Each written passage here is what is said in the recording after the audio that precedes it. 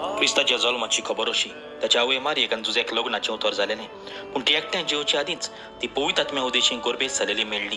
तिच्या पोती जुजेन तिका गुप्ती सोडून दिवचें केलें, कित्याक तो नितीवंत मनीस आसलो आनी तिचें नांव भोवंक ताका खुशी नासली.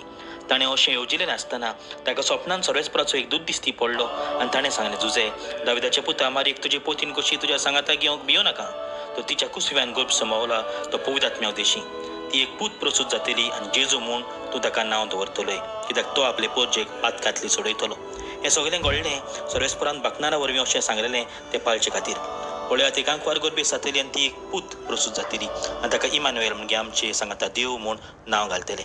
न्हिदेंतलो उठून देवदूतान ताका हुकूम घालेल्या प्रमाणे जुजेन केलें आनी आपली पोतीन कशी तिका सांगाता घेतली. पळय बाब भयणानो, जायते फावटी आमच्या जिवितांत कितें घडटा तें आमकां समजना. आमी हांगा थंय धांवता, एका तेका सांगता, पूण आमी जुजेची देख घेवया. आमकां समजना तेन्ना जेजू मुखार वचुया, देवा मुखार वचुया, ओगेपणान वेळ सारुया आनी जेजू कोण ना कोणा वरवीं आमकां शांती आनी भरवमाचो आदार दितलो.